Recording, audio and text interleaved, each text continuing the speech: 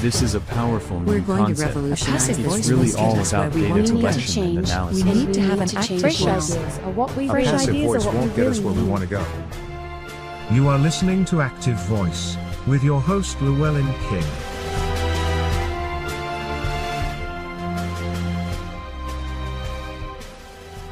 Hello and welcome to Active Voice. I'm Llewellyn King, your host. My guest today is David Naylor, President and Chief Executive Officer of Rayburn Electric Cooperative, which provides wholesale electricity to 4 distribution cooperatives in Northeast Texas, adjoining the Dallas Metroplex. Welcome to the broadcast. You've been quite busy lately. Rayburn, a fairly small company, is expanding. You've talked about if you were to move into the data center business available, you could triple the size, maybe quadruple the size of Rayburn. But you've also bought an engineering company, which is very interesting, and we can talk about that. And also, you've got an award from Public Utilities Fortnightly for innovation. So you've clearly been very busy down there. Why did you buy an engineering company? Isn't that quite unusual for an electric cooperative to leave the nest that far? Yeah, it's probably unusual for any electric utility, Llewellyn, but we're looking at our internally for some of our needs, and we had an engineering shortage. This particular firm is a local firm that we've been using quite a bit, and the guy that ran it is looking to retire in about 5 years or so.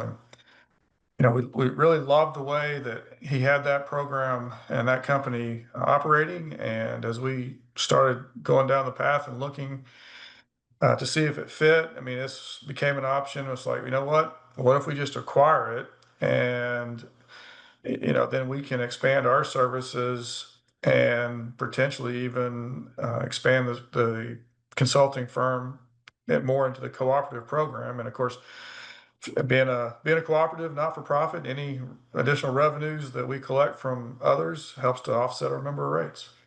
How big is the company, the engineering company? So it's only about 50 employees. It's not huge, and it's primarily engineering design.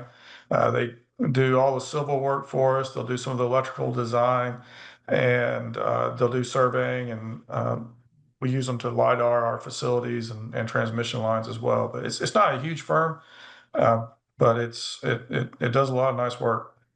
It's called R Delta. And how long has that been around? The gentleman who runs it and owns it is Frank Palma, and his dad started it. So it's been around for several years. It's in Garland, Texas, which is just next door to us. And so it's been in his family he's the second generation to run it, and he's done a great job, and we look forward to expansion on it.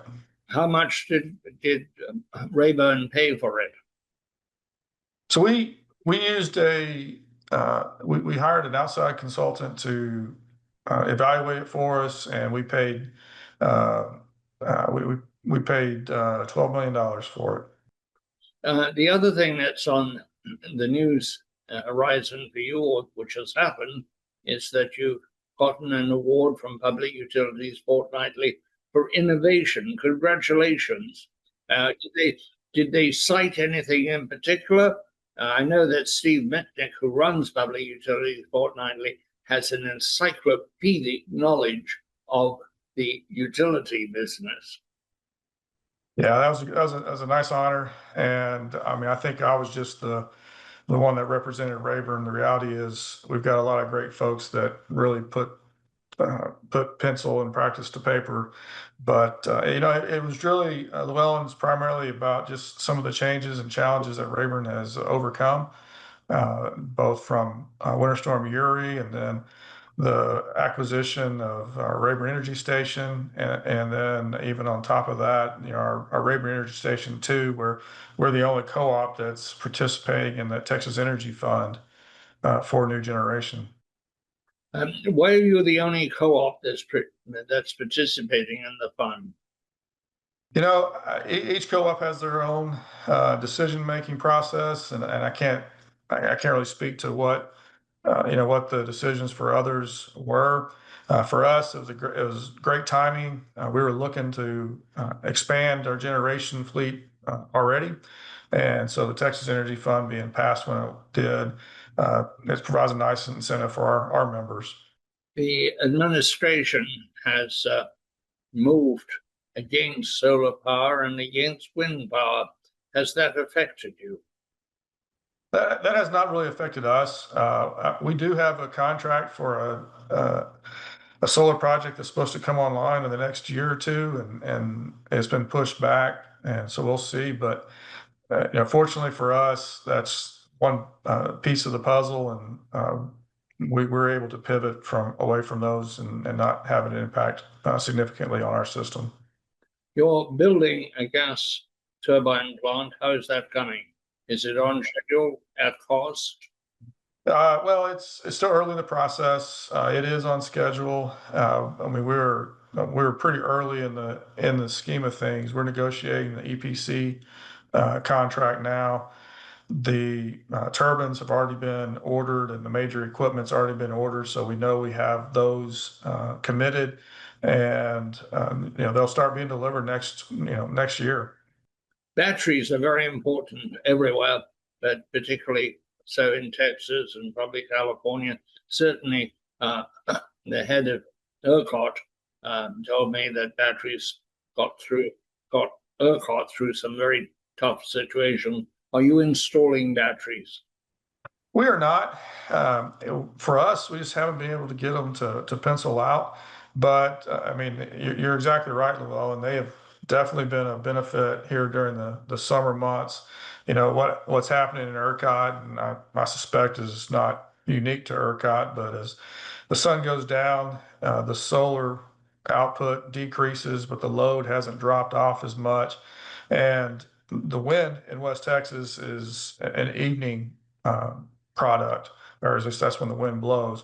And so batteries are helping to bridge that gap between when the solar has dropped off, the wind has not ramped up, but the load is still there. So the batteries have been a nice spot, nice pickup for that. But yeah, we just haven't been able to get them to make sense for us.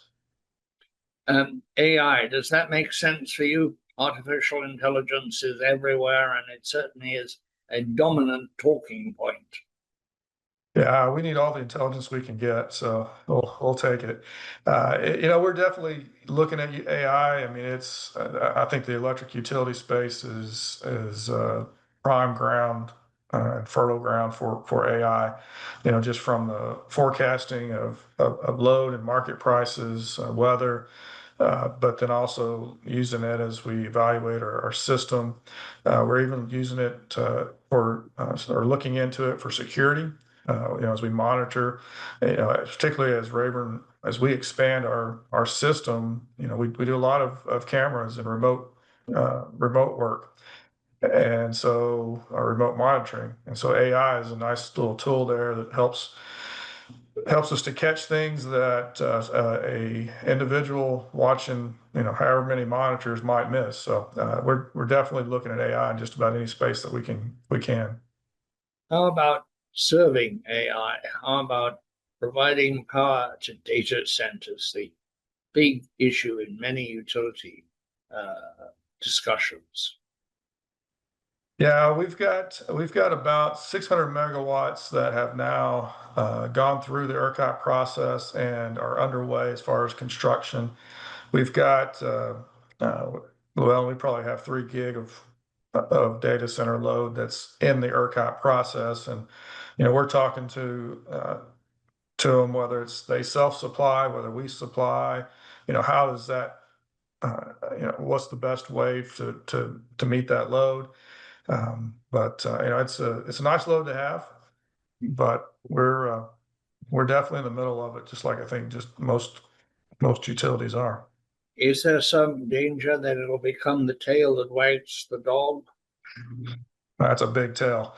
For us, when you're talking about 3 to 4 gigawatts, and we're a summer peak load of 1,300 megawatts. So that's but to your point, Llewellyn, it definitely has something that we've got to be mindful of from a supply standpoint. We also have to be, there's a lot of other implications as far as how that load is served, and from a reliability standpoint. Here in ERCOT, we've got a new rulemaking that's underway, Senate Bill 6, that was passed by the legislature this last session. It's looking at how these loads, how they pay their share, or their fair share. And then also from a liability standpoint, if ERCOT has another situation where there's emergency, how do those loads get allocated? How do they shut down? How are they responding to grid emergencies? What is the effect on a system of a large data center demand, a large load? Does it fundamentally change the system, not just in volume, but also in stability? Yeah, so take a system like Rayburn's. We're currently 90% residential, and so you've got some swings that can occur. You think about when you use electricity at your home. It's in the summer you use it. You have the AC load during the winter. If you're electric heat, you got the early morning and the late evening. So you've got a lot of swings, a lot of volatility, just simply based on weather. A data center comes in and it's running pretty much all the time, and so it can help mitigate some of those swings from that weather. Then it becomes just an issue of making sure that if there's a reliability event, you can still respond. Does it affect the frequency on the system? Don't they require very accurate, dependable frequency without fluctuation? Lon, I'll tell you, I'm not the expert on that, but there's definitely, there is power quality issues that you want to make sure that you're meeting with these data center loads. When you start talking to the data centers, is one of the options that they provide their own power or install or finance their own power and then you manage it? Is that a reasonable construct for the future? It is. I mean, from Rayburn's standpoint, we're really indifferent.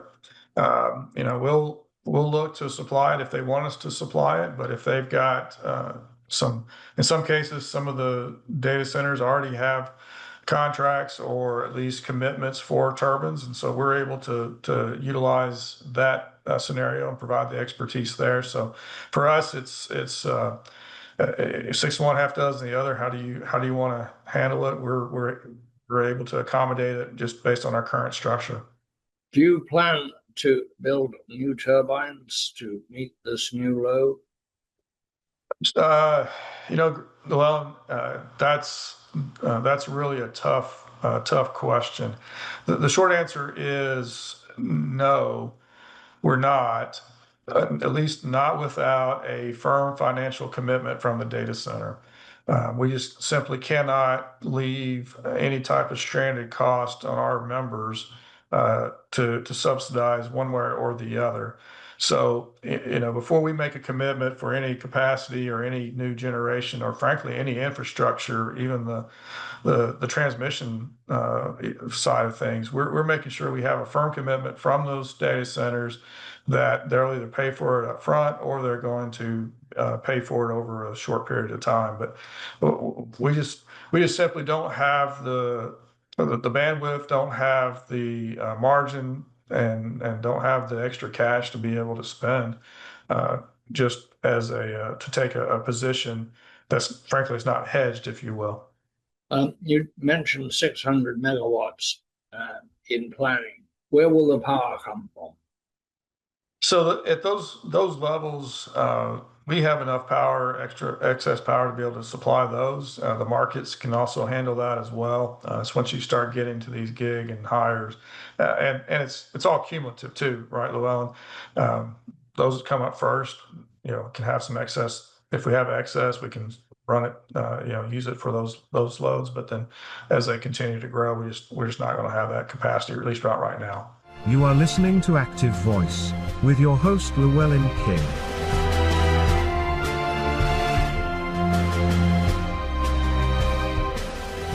What is the situation with your wires? Are you replacing connectors? Are you trying to get upgrades in the connectors? We are. In fact, we've got one of our, so we've got about 265 miles of 138 kV line, and we've got a section that's, I want to say it's roughly around 50 to 75 miles of line that we are, one of our projects for next year. I'll take that back. We're already started, but we're reconductoring that and rebuilding that line. And, there's already a solar project, a battery system, and then we've got some other larger loads that are wanting to connect to it. So we're definitely upgrading those for new lines. We've already increased our standard line size. Well, I think, can't remember if we're on a third or fourth increase just in the few years that I've been in charge of Rayburn. And what kind of connectors are you putting in? Are these carbon fiber, aluminum? So there's still the aluminum connector that they don't have the carbon fiber in them yet, but as we continue to evaluate the lines that we're looking at what makes the most sense. But right now these are still the all aluminum conductor. ERCOT has emerged after the crisis of Ice Storm Uri as something of an innovator. Do you feel that you're benefiting from innovation in ERCOT? Well, that's I don't know that I would have used that word well thinking about ERCOT. They're definitely making some changes. They're operating the system a little more conservatively. They're utilizing the ancillary services, and they are trying to look at ancillary services and evaluate what makes the most sense, and some of these others. But at the end of the day, do I think we're in a better position than we were in Winter Storm Uri? Yes. Do I feel that if we have another Winter Storm Uri, is it going to still be a problem? Yes. It's you're still striving and working to improve the system overall, just regardless of the situation. Without a large battery component, how much confidence do you have in your resilience? So I'm fairly confident in the resilience. I think, one of the things that has occurred after Winter Storm Uri is we did a lot better job now of identifying what critical loads are. I do think the winterization of the power plants has taken a higher sense of urgency. I know others across the ERCOT system that was a challenge, and so I do think we've got a better job of identifying those problems. Here in Texas, do we design systems to operate below freezing for 5 days or multiple days? That's a little tough, but we've definitely made strides and definitely improved on the grid overall. What about personnel? Across the utility sector, there's a shortage of skilled labor, a shortage of line people, and a shortage, of course, of welders, etc. What's your labor situation, and where are you stressed? So internally, we're pretty well set. We've developed an intern program, and so we've had about 4 or 5 kids come straight out of high school that are starting to work with us, and so those take time to grow them and get them trained. But we've got some great experienced linemen, journeyman linemen who are taking them under their wings and really developing that skill set. I'll tell you where I think the strain is on these skilled workers when it comes to building these power plants and the construction of this major equipment. There's only so many EPC firms. There's only so many tradesmen that are out there to build these plants. And with the data centers building some of their own plants, now it's not just utility competing against utility for that work, those workers or those contractors. It's utilities competing against the Googles and the Amazons and the folks who are, have these data centers. So it's for a tradesman, it's kind of a nice situation for them to be in. Well, what's your situation with surveillance, line surveillance? A lot of utilities are using drones and AI and some pretty sophisticated ways of not only looking at their lines, but also getting instant notification when there's a failure. Yeah, so we actively fly our lines with drones. We utilize lidar technology on the lines as well. So getting that that radar view of those. I tell you what, Llewellyn, I think a good chunk of our linemen are also drone pilots. Just it becomes a real handy. You can throw the drone. You got the drone right there on the truck, and you just let's go see what we're looking at, and you fly the drone, and then you can determine and make sure you've got the right equipment there. We're not at the stage when we have cameras and monitoring it on a real-time basis yet. We are talking with some vendors about that capability, and also related to that is wildfire mitigation, the broken conductor technology. And so we're talking to the vendors about that and what it takes to put on that type of technology on our lines. Do your linemen still have to have leather belts and the ability to go up a pole? They do.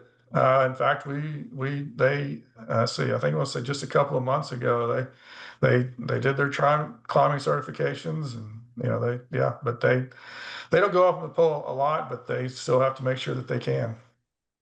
And you train the interns to go up poles. That must be quite an interesting undertaking. The first time you climb a pole. I tell you what, it can be an eye-opening experience for sure. I've never climbed a pole, but I've been up in a bucket, and that was a little different for me. I've been up in a bucket, but I certainly have never climbed a pole, and I have no intention of even walking up to one with that thought in mind. So Llewellyn, I got to tell you a funny story. My grandfather was a farmer.